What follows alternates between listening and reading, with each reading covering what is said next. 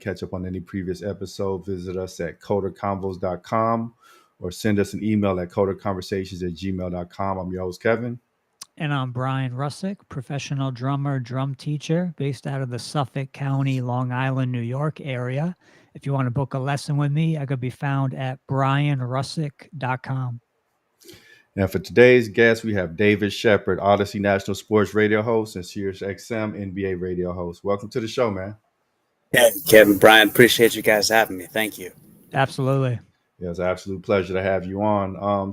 Just to get things started, you've been in the radio business for quite a while, and you have your own show on SiriusXM. Can you give us a little background on how you got into radio and how did you end up where you are now? Yeah, so growing up on the East Coast, we had Howard Stern. We had Yeah. right, right. Yeah. We had Mike and the Mad Dog, and just the ability for them to formulate a conversation and to make it compelling and entertaining, and to know that they could do that for a living, and you get to talk about sports on top of that. And I know Howard Stern's not the biggest sports guy, but Yeah, there was right. always something that was very appealing about that, and it sounded so natural and organic, and they seemed to be having the time of their lives. And so I sent out a lot of resumes after college, heard from no one, and just kept at it. Probably sent 100 different applications, and this was at a time when you were interning for free. There were no paid Okay. internships back then, I so see. somebody took a chance on me. I ended up working with Scott Farrell, who's worked on the Howard Stern channels and is a big time sports personality. And I just kept at it, and I've been very fortunate to get to where I am today, for sure. So. Awesome. So, what did your introduction into radio look like? Were you incredibly nervous, and how did you make that adjustment? How did you acclimate? Yeah, was I nervous? I was excited because I felt like I can do that for a living. But when you're an intern, no one's paying to hear you speak. No one's paying to hear your opinion. Yeah. But I was very fortunate because Scott Farrell is a very different cat. So when you're an intern for Scott Farrell, your first day, he's putting you on the mic. Oh, You're wow. getting on the mic right away. You're not waiting. A lot of times in internships, especially in television, you'll never be on the air ever, except for the last credits at the end of a show. Right. That's your airtime. So Scott, kind of got me revved up from the beginning in terms of what I could do, and just putting me on the air from day one. I thought that was really a testament to his security, how he feels about himself, how entertaining he feels he is. In other words, he can put anyone on the mic and he can make it relevant. He can make it, something that's enjoyable to listen to. So I was very lucky that I got paired up with someone that was very secure in who he was and was willing to pass the baton and share his platform. You don't always get that in the entertainment space, where a lot of people are about theirs and not necessarily looking to ever put their hand out to want to help the next person. Scott was in contrast to that. And there's a reason why, I think I had a little bit of success in the last 20 years. A lot of it has to do with him. Oh, wow. Oh, wow. So it sounds like you had a baptism by fire. How did it go on your first week or so of doing radio? Where did you make a lot of mistakes, or did you pretty much take to it immediately? What's funny? So how big, Kevin and Brian, how big sports fans are you guys? Pretty big. I used to Okay. watch the Jets a lot. Not lately, but I used to watch them Okay. religiously when I was a kid. Yeah. So you have a lot of inner fortitude if you watch the Jets consistently. Yeah, it's tough. It's a tough team to follow, man. Tough team. Right. So you guys know how WFAN, it was Don Imus, then it was Boomer and Carton, and then it was Boomer and Geo. So I think Boomer and Geo do a wonderful job. I was very lucky. My first time hosting in a paid gig ever was WFAN, and that was 2021. Oh, And wow. Greg Giannotti, the morning host, he ripped me to shreds. He ripped me to shreds. Um, and that was one of the best things that could have ever happened to me, because listening back, there was some truth to what he was saying. Um, and the way radio works, if you don't like how someone sounds and you are the big chief on that particular station, you're Yeah. saying you're using your airwaves to express how you feel. You're not going behind the scenes. You're not saying it privately. So that was a lesson for me. And and my goal was, when I get back on the air, if there was ever another opportunity, I was going to be the most prepared host of all time. There wasn't going to be a stone left unturned. There wasn't going to be a detail that was not looked over. And he really motivated me to want to come back and perform at the highest possible level. And obviously, he is incredibly successful in what he does with Boomer Esiason for the better part of 7, 8 years now on the mornings. And obviously, they do a great job simulcasted on CBS Sports Network. So to answer your question, Kevin, I was devastated, because Gio was someone who I looked up to. And Yeah. I'm coming home and I'm so excited doing my first show. And I get texts and tweets. Giannotti's ripping you. He's tearing you apart. And, Yeah. that was a wake up call for me. He had every right to do it. It's his show. He's been a big part of WFAN for a long time. And if he doesn't feel like a host is coming in and bringing his 98 mile per hour fastball and is the weak link, then he has the right to speak up about it. And then I have the right to get better, respond, and make sure any kind of criticism like that never happens again. So that was my first exposure to being a talk show radio host. And I'm a lot better for it, having gone through it. It sounds like you did a lot of preparation. Yeah. Well, you guys know how it is. I mean, you guys have your own podcast, and you Yeah. guys have your own network. More than half the show is preparation. Yeah. You cannot just turn on the mic. Maybe Travis Kelsey can, because he's Taylor Swift's fiance, and he can get every kind of guest known to. I mean, what a guest list this cat is having. He's got Brad Pitt. He's got Taylor Swift. He's got Leonardo DiCaprio. I want to Wow. get in touch. I want to get in touch with that booker. But for us mere mortals, we have to take the time to prepare, because the buck stops with us. There's no gimmicks. There's no whistles. There's no bells. It's just us. It's our voice. It's our content. It's our message. If we don't bring our A game, there's not another capacity for someone to step in and tag team us and take over. That's not how these shows work. Once that show's started, that train is off and running. It's up Right. to you to continue to keep it on the tracks. Yeah, absolutely. You have to be ready to get up and go. So, like, what does preparation actually look like for you? And like, what was the difference between where you were at prior to the criticism, and how did you bridge the gap to where you are now? Yeah, for sure. And when I say criticism, let me say constructive feedback. Um, so when I go into a show, I want to be able to look at both sides of the perspective, and I always want to have a rundown. So I know going into that show exactly the points that I want to hit on. And if the printer is not working and a computer is completely malfunctioning, do I have the knowledge in my nougat where I know the subject matter enough where if everything else broke down, would I be able to hold my own as if I was doing a show from the 1920s and there was no such thing as technology in terms of referencing a computer or referencing a teleprompter or referencing even a sheet of paper?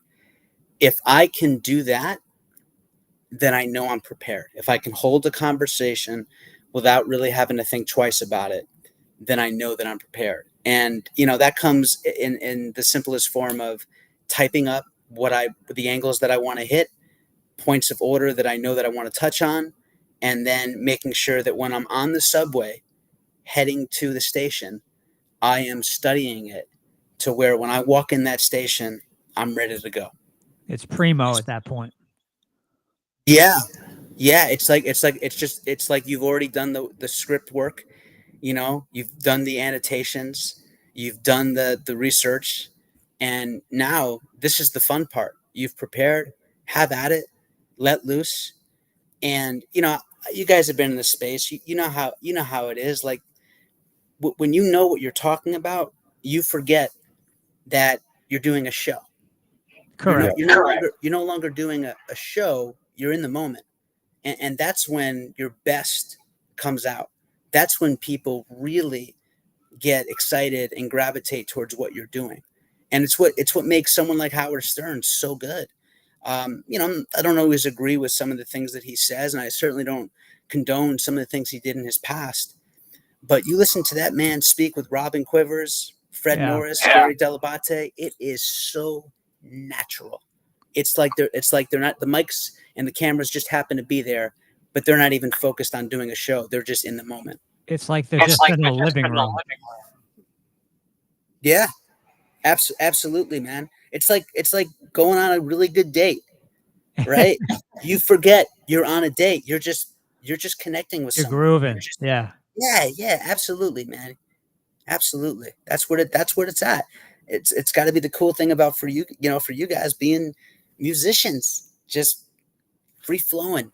It's like being in an intimate freestyle session. Yeah. So I know, like, preparation, that's one of your key pillars to success. Given that the radio is a limited format, primarily limited to voice, like what are some of the other tools that you use to captivate the audience and really get them tuned in?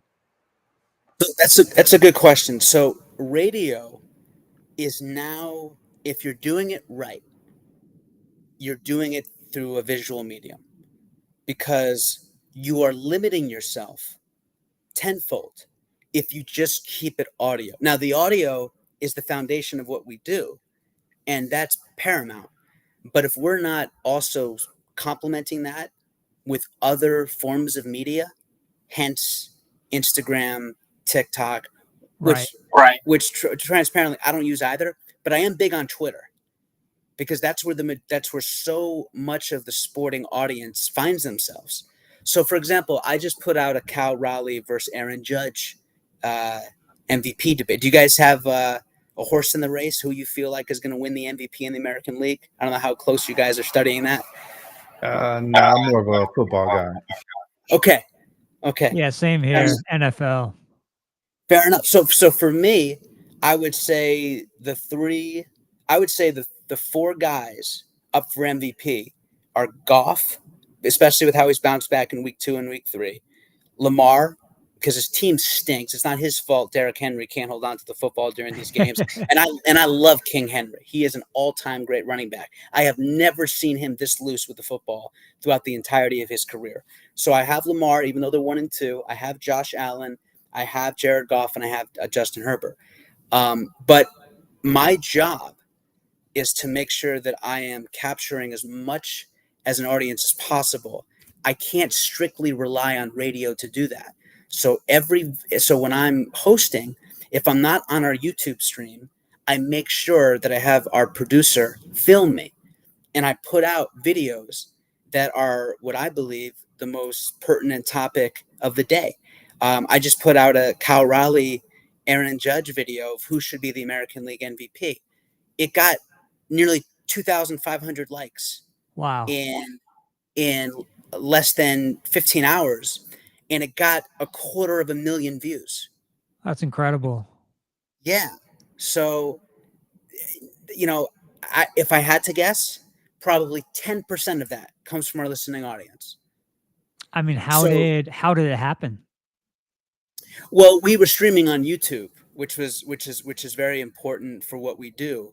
You see it with Dan Patrick and Colin Cowherd and Jim Rome when he was on CBS Sports Radio, Infinity Sports Network. You obviously saw it with Mike and Mike when they were doing their big time morning show at ESPN in the early 2000s. They're all streaming. They're all streaming, all of them. Right. And that was to capture as big an audience as you can. So it's a very long-winded way of saying that's how you maximize your product. And, we're in the business of a lot of competition. Yes. And so especially now with podcasting, oh my God, everyone and their mom has a podcast. Yeah. And their mom. And their mom. Yeah. And their mom. Your mom's mom has a podcast. That's how Exactly. frequent the podcasting space is. So anything you can do to stand out, that's going to be a dynamic point that you're making, that's going to be compelling, passionate, entertaining, factual, which is important. Once you're not spitting facts, it's tough to gain that credibility back. So don't just be a hot take or a clickbait artist. Be someone that's substantive as well. So I know, I totally forgot the question, by the way, but I think I answered it. I think you got it. Yeah. so like cultivating the audience, growing an audience is one thing. So once you have the audience, I know keeping it is another. So how do you like sustain longevity to make sure like, the audience, they might leave if you're too repetitive or they get bored. So like, what are your tactics for retaining the audience over the long term? It's a good question. So every week I'll watch Bob Costas, Nick Wright, Colin Coward, Stephen A. Smith. Those four guys, no matter what. I always want to be learning from the people that came before me. Sure. And the people that have shined in this space. So that's the first thing. So I'm always learning from others. How did they go about this segment? What angle did they take? How did they make that transition? How did they really seal the deal? How did they really stamp their final point? Things of that nature. And then I'm just constantly reading. If I'm not doing this interview, I'm doing something for the show. So I'm as knowledgeable as I possibly can be. And, I'm constantly on social media, seeing what the next generation is doing, seeing how they approach a topic. Yeah. I think it's really important to not just look to the past, but, really see what's on the come up and the styles and the delivery in which they're going about. Because I'm still relatively young, but I'm not a youngin. So it's up to me to kind of see what's coming after me. And that, because of that dedication and the ability to take from both the past and the future, I'm maximizing myself. So I'm showing up as my best, and I'm constantly reinventing myself because I'm learning from the next generation, and I'm watching what they're doing and observing what they're doing. And that keeps a show fun and fresh, but it also keeps you at your best too. So that's like constant learning you're talking about here. Always. Yeah. So like, what are some of the emerging trends that you're seeing? What are some of the things that people in this space, the young, what are they doing that you're really grasping onto, and how are you implementing that into your game to keep yourself relevant? I think they do a really good job of graphics. I think they do a really, really good job of making sure that they look presentable for the camera. Something I've noticed is there's a look and an attitude that comes with being young. I think a lot of people who do this particular space, they incorporate a lot of foods. So they're constantly talking about their restaurant rendezvous and their trip to this destination. They're bringing in flavor, literally and figuratively, to what they are talking about. So when I listen to Stephen A. Smith and versus Skip Bayless on First Take, or I listen to Mike and Mike in the mornings, they weren't really bringing up foods. They weren't. It was hardcore sports, right? Right. So that's like a touch that I've noticed about the next generation. Also, just the aspect of, certain types of pictures, right? When you put on a picture, the type of JPG it is, you don't want it to be blurry. You want it to be clear. When you're doing something, like a YouTube clip, going in and, using, certain technology, like a Microsoft Clip Chant, to be able to cut your videos. One of the things that I've noticed about younger hosts is they're able to cut and edit their own content. I mean, Johnny Carson, Arsenio Hall, Oprah Winfrey, They were not going into the edit room. They're not going in there. And putting out their content. Right. Howard Stern was not doing that. Jimmy Kimmel, Seth Meyers, Jimmy Fallon, they're not doing that. This next generation, they know how to edit like they've been doing it for 50 years. Wow. Yeah, we're kind of in an era where you can really craft your own image. You can really put out what you want, and you're not really at the mercy of your staff and the people surrounding you. But I know you don't have much time with us, so to kind of close things out, like what sort of impact, what sort of message you want to convey with your career? Like ultimately, what is the legacy you want to leave behind? Well, that's a very long answer. But if I could give you a Reader's Digest version, because I think those questions are why we do what we do. I think that's the question. You know how a lot of people say, I don't think about my legacy. I've never understood that, because that at the end of the day, isn't that what we're about? A legacy that makes what we did better because we ventured and entered into that space. And it's not a conceited thought, but if you want to do something in your life, don't you want to add value to it? Right? If you become friends with someone, don't you want that person's life to be better because you're in it? So I think of that from this particular question that you asked, Kevin, is when I leave this business and this industry, did I make it better? Right. Did I make it better? Did I add something to it? Not just from a sports perspective, but from a human being perspective. Did I treat people with respect at all times? Was I supportive? Was I collaborative? Was I selfless? Was I someone that helped others along the way? That's the most important thing for me. As much as ratings matter and data and social media statistics and traction and hits and all that absolutely serves a purpose, and it keeps the world around, right? Right. It's what funds us and gives us the necessary platform to even exist in the first place. So I'm not downplaying that or poo-pooing that for 1 second or shoving that aside. But the most important thing is, did I treat people the right way? And did I make others better people because of what I brought to the table, not just as a host, but as a colleague, as a teammate, as a professional? And if I did that, then I did okay. Amazing. So yeah, I know you got to get on out of here. So before we close this out, did you want to leave our audience with any closing thoughts? I just want to say to your audience, I really enjoyed this interview, and you guys have a cool space that you put forth, and I appreciate the questions and the sincerity of the conversation.